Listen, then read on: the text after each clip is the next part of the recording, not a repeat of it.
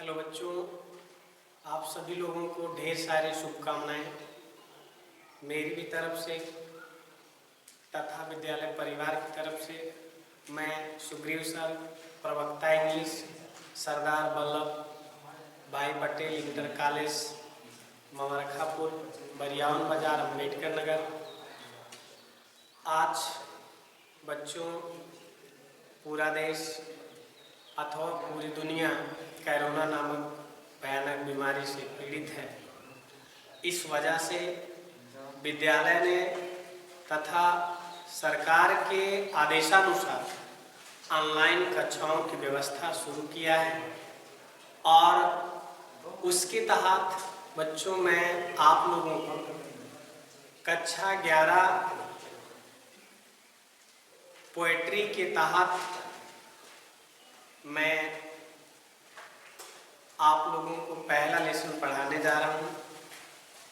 ये कक्षा 11 का पहला वीडियो है। इसमें हम लोग ध्यान देंगे तो सबसे पहला शब्द आता है बच्चों पोएट्री। पोएट और पोएट्री के बारे में भी हम लोग समझें कि सर जी कविता क्या है, या हमारा जो हिंदी की पुस्तक काव्यांजलि नाम से पुकारी जाती है उसका अर्थ क्या होता है। तो काव्यांजलि बच्चों, जैसे काव्य माने खुशी, अंजलि माने अजूरी, जो खुशी की अजूरी होती है वही काव्यांजलि। ठीक उसी तरह से अंग्रेजी में भी बच्चों पोएट्री है, ये दो शब्दों से मिलकर बना है। पोएट धन प्लस ट्राई। पोएट माने कवि, ट्राई माने प्रयास, यानी कवि के द्वारा की गई प्रयास ही पोएट्री होती है। और बच्चों जब हम किताब कोई भी पढ़ते हैं तो वहाँ पे हम जब पहला पन्ना पलटते हैं तो हर एक पन्ने पे नजर डालना चाहिए। तो हमें सबसे पहला चीज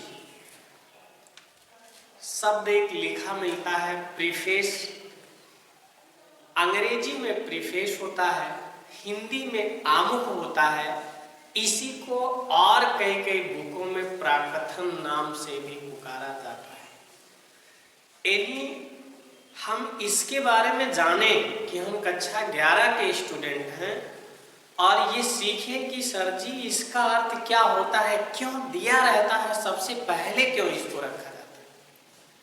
तो बच्चों आमुख, जैसे आप जब कहीं कोई परफॉर्मेंस करते हैं या किसी स्टेज पे खड़े होते हैं, सबसे पहले कहते हैं कि मैं आप लोगों के सामने कोई गीत या कविता प्रस्तुत करने जा रहा हूँ, उसमें जो गलतियाँ होंगी उसे माफ़ करना। तो यही जो शब्द आप स्वयं के बारे में बोलते हैं वही आमुख कहलाता है। लेकिन यहाँ बुक में कवि अपने बारे में टिप्पणियाँ करता है, या आपने देखा होगा कभी कभी कुछ अच्छी किस्म की जो बुकें होती हैं और अच्छे राइटर होते हैं वो लिखे रहते हैं दो शब्द लेखक की कलम से, माता पिता के चरणों में समर्पित, यही इतने शब्द ही आमुख कहलाते हैं। हम अंग्रेजी में कह सकते हैं a word which is used by poet for himself is called preface. बच्चों ये तो पहचान हुआ प्रीफेस का। पोएट्री का 11 में जो पहला लेसन है वो मर्सी है। मर्सी मीन्स दया। बच्चों जिस मानव में दया नहीं हो वो मानव कहलाता ही नहीं है। तो यहाँ पे दया के बारे में जो लेसन दिया गया है और इंग्लिश के प्रकांड विद्वान विलियम शेक्सपियर द्वारा ये रचित है मर्सी।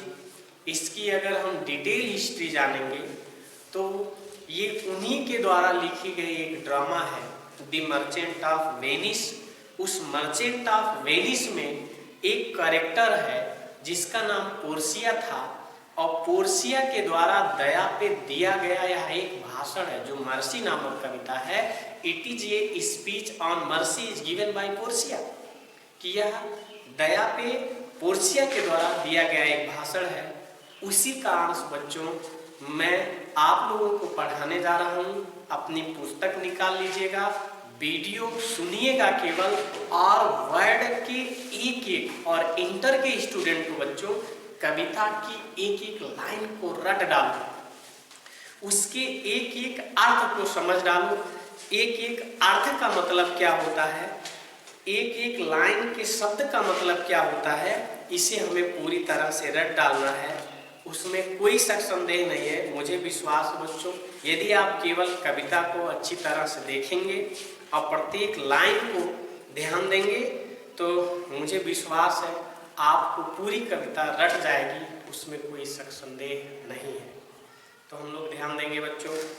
लिखा गया है पहली लाइन, और बच्चों जैसे हिंदी में दोहा, रोला, छप्पे, कुंडलिया, हरगीत का, भैरवे, उपेंद्र मद्रा, बसंत तिल का, माली, सवैया, मदगैन, चौपाई, कवि, तुलाला, ढेर सारी चीज होते हैं, वैसे इंग्लिश में भी ये 14 लाइन की पंक्ति है जिसे हम सानेट भी कह सकते हैं। तो ये मर्सी बच्चों, कविता में 4 लाइन के टुकड़े को स्टेंजा बोला जाता है, 8 लाइन को अटोवा रिमा बोला जाता है, 14 लाइन की पंक्ति को सॉनेट कहा जाता है।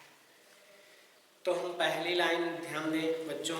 ज्ञान तो बहुत कुछ देना है, तो एक वीडियो में बहुत ज़्यादा नहीं बताया जा सकता, थोड़ा थोड़ा आप ज्ञान लेते रहिए।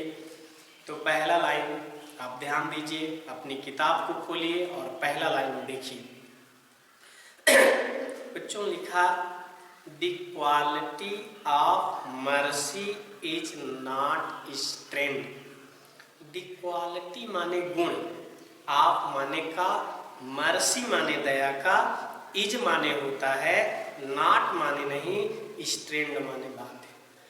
दया का गुण बाध्य नहीं होता है। इट ड्राफ्ट, बच्चों अभी मैंने कहा कि it is a speech on mercy is given by Portia, कि ये पोर्सिया के द्वारा दया पे दिया गया भाषण है। तो यहां हम लोग ध्यान देंगे। तो पहला लाइन पोर्सिया बताती है, according to right poet, poet के शब्दों में पोर्सिया कहती है कि दी क्वालिटी माने गुण, आप माने का, मर्सी माने दया का, इज माने होता है, नॉट माने नहीं, स्टैंड माने बाध्य। दया का गुण बाध्य नहीं होता है, अर्थात बच्चों दया किसी भी व्यक्ति पर बलपूर्वक नहीं प्राप्त किया जा सकता है। अर्थात हम आपको मारे, हम आपसे कहें हम पे दया दिखाओ, आपको मारे, तो ये बलपूर्वक आपसे हम दया प्राप्त नहीं कर सकते। यानी पहली लाइन के अर्थ को बच्चों केवल अर्थ ध्यान दीजिए। द क्वालिटी माने गुण, आप माने का, मर्सी माने दया का, इज माने होता है, नॉट माने नहीं, स्टैंड माने बाध्य। दया का गुण बाध्य नहीं होता है। इट माने, जब दया का गुण बाध्य नहीं होता है तब क्या होता है, इट माने ड्राफ्ट माने बूंद जैसा होता है, एज माने जैसा कि, द जेंटल माने सभ्य, रेन माने वर्षा, यह सभ्य वर्षा के बूंद जैसा होता है। फ्रॉम माने से, हिवन माने आकाश। बच्चों कविता में हिवन माने स्वर्ग नहीं होता, हिवन माने स्वर्ग भी होता, लेकिन कविता में हिवन माने आकाश होता है। यह उस सभ्य वर्षा के बूंद के जैसा होता है जो आकाश से, अपान माने पर, द प्लेस माने स्थान पर, विनीत माने नीचे, जो आकाश से नीचे के स्थान पर अर्थात पृथ्वी पर स्वतः आती है, स्वतः आता है। हम लोग ध्यान देंगे बच्चों, दया स्त्रीलिंग शब्द है, हम इसे कॉमन में भी यूज कर सकते हैं। यानी दया का गुण बाध्य नहीं होता है, यह उस सभ्य वर्षा के बूंद के जैसी होती है जो आकाश से पृथ्वी पर स्वतः आती है, स्वतः आता है। It is twice blessed, it माने या इज माने होता है, ट्वाइस माने जुड़वा, दुहरा, ब्लेस्ड माने आशीर्वाद, वरदान। यह दोहरा वरदान होता है, दोहरा वरदान होती है।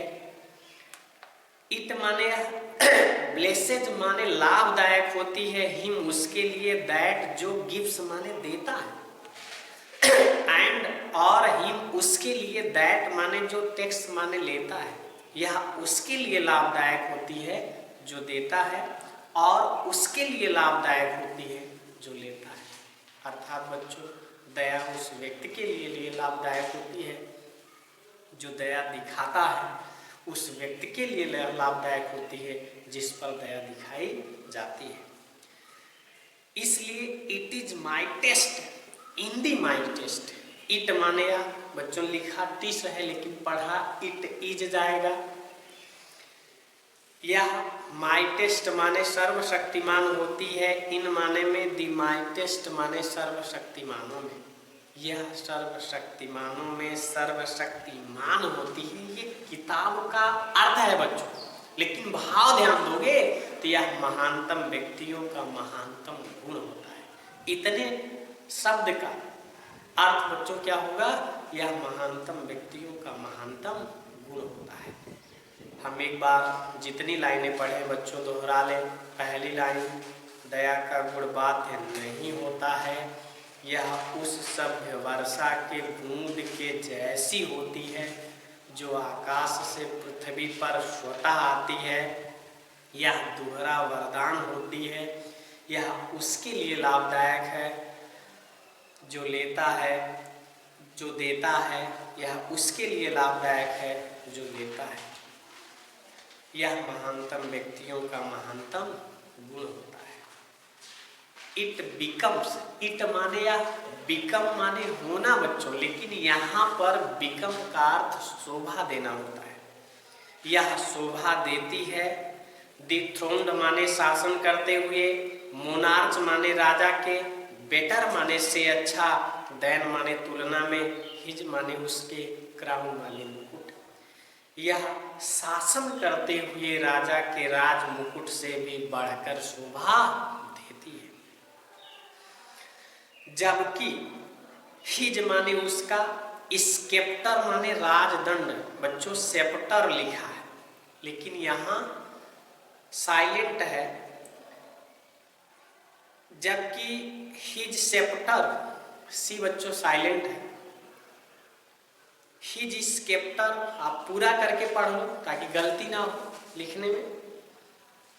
जबकि हिज माने उसका यानी राजा का, स्केप्टर राजदंड, सो माने दिखाता है, दी फोर्स माने बल को, आप टेम्परल माने सांसारिक पावर माने शक्ति।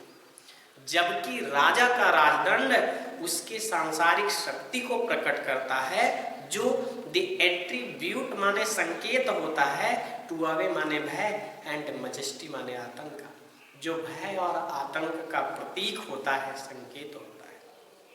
फिर से बच्चों ध्यान दो, यह शासन करते हुए राजा के राज मुकुट से भी बढ़कर शोभा देती है, जबकि उसका राजदंड उसकी सांसारिक शक्ति को प्रकट करता है, जो भय और आतंक का प्रतीक होता है। वेर माने जहां, इन माने में, जहां में, अर्थात जिसमें, डथ। बच्चों कविता में डज को डथ पढ़ा जाता है, लिखा जाता है, एक कविता की भाषा है। जबकि उसका राजदंड उसके सांसारिक शक्ति को प्रकट करता है, जो भय और आतंक का प्रतीक है। वेरिंग जिसमें, डथ सिट माने बैठी होती है, व्याप्त होती है, द ड्रीड माने भय, एंड फियर माने भयानकता, किंग माने राजाओं का, जिसमें राजाओं की भय और भयानकता व्याप्त होती है।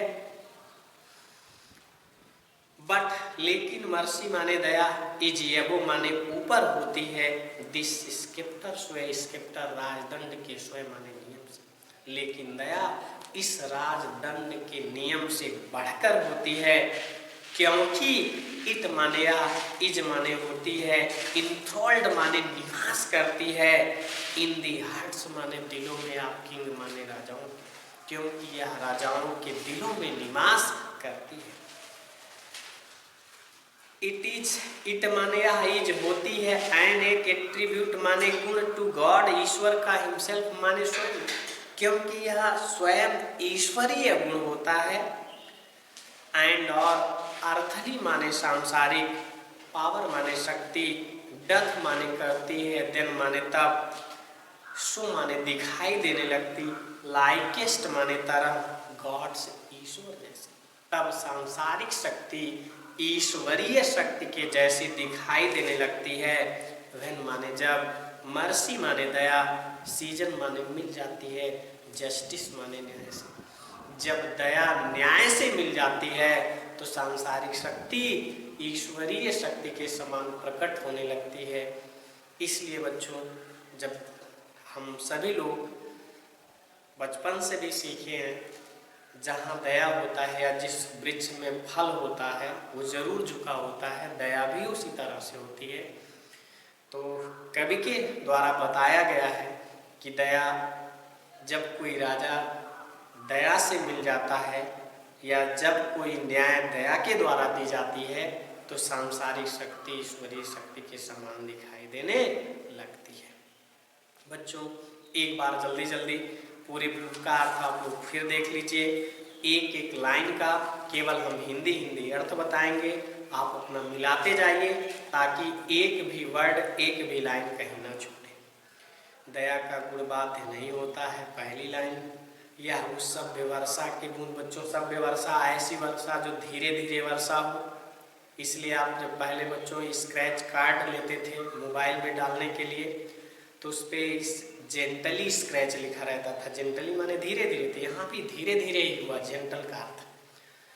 ऐसी वर्षा जो धीरे धीरे हो, किसी का कोई क्षति ना हो, ऐसी वर्षा को सभ्य वर्षा बोला गया है। दया का गुण बाध्य नहीं होता है, यह उस सभ्य वर्षा के बूंद के जैसा होता है जो आकाश से पृथ्वी पर स्वतः आती है। यह दोहरा वरदान होती है, यह उसके लिए लाभदायक है जो देता है, उसके लिए लाभदायक है जो लेता है। यह महानतम व्यक्तियों का महानतम गुण होता है। यह शासन करते हुए राजा के राज मुकुट से बढ़कर शोभा देती है, जबकि उसका राजदंड उसके सांसारिक शक्ति को प्रकट करता है जो भय और आतंक का प्रतीक होता है, जिसमें उसकी भय और भयानकता व्याप्त होती है। लेकिन दया उस राजदंड के नियम से बढ़कर होती है, ऊपर होती है, क्योंकि यह शासन करते हुए राजाओं के दिलों में निवास करती है। यह स्वयं ईश्वरीय गुण होता है। जब दया न्याय से मिल जाती है तो सांसारिक शक्ति ईश्वरीय शक्ति के समान प्रकट होने लगती है। इसलिए बच्चों, पहला लेसन कक्षा 11 का कंप्लीट हुआ। आप लोग अच्छे से वीडियो देखिए, किताब को देखिए, पढ़िए। धन्यवाद।